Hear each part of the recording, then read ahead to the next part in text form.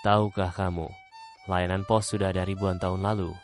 Seperti di zaman Persia kuno, kurir kerajaan menunggang kuda, menempuh ribuan kilometer.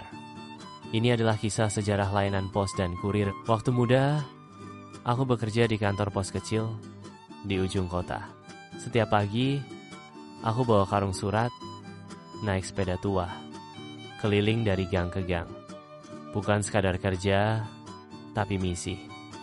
Mengantar kabar yang ditunggu, ada surat cinta dari pacar yang merantau.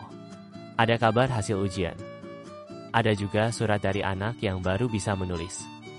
Ayah, aku kangen. Di balik setiap amplop yang Anda buka, ada sebuah cerita. Ada jejak.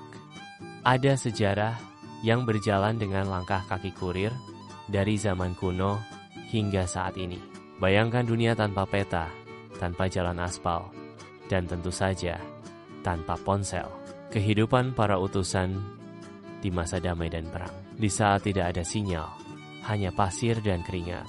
Kurir melakukan perjalanan ribuan kilometer hanya untuk satu pesan. Pulanglah, perang telah usai. Kelahiran layanan postmodern bukan hanya tentang revolusi. Perangko, kereta api, pesawat pos, kurir, sepeda, kuda pos, dan mobil pos.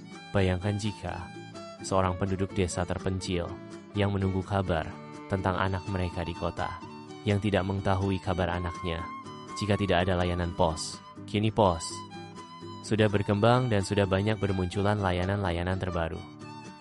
Seperti kurir layanan pos, Kilat Negara. Sekarang bukan hanya surat, ini adalah harapan.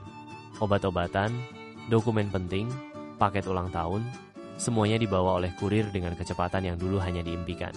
Beritahu kami tentang dampak logistik global, e-commerce, dan bagaimana kurir telah menjadi bagian dari kehidupan digital. Kurir tak lagi berjalan tanpa arah. Mereka dipandu peta digital, pelacakan waktu nyata, dan algoritma yang tahu jalan tercepat. Bahkan sebelum mereka menghidupkan motor, algoritma rute tercepat, gudang otomatis pos, dan kurir dalam krisis, pandemi, bencana.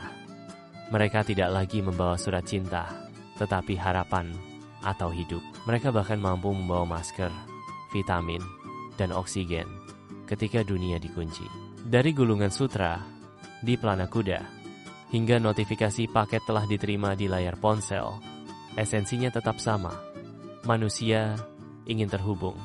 Selama masih ada yang menunggu kabar, akan selalu ada kurir. Usaha yang keras selalu membawa lebih dari sekadar barang. Mereka membawa kehadiran dari jauh, menjembatani kesenjangan, dan menjadi denyut nadi dunia yang terus bergerak.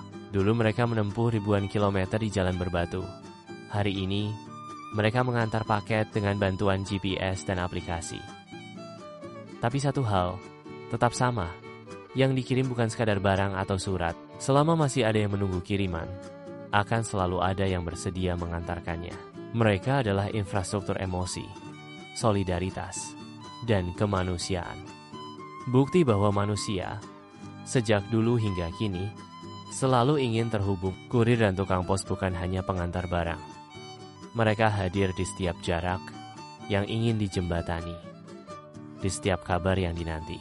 Dari jejak kaki kurir kerajaan, perangko pertama yang mengubah dunia, hingga teknologi pelacakan real-time yang kini kita anggap biasa. Layanan pos dan kurir telah menempuh perjalanan yang luar biasa. Jangan lupa share ke temanmu yang sering nanya, paket gue udah sampai belum sih?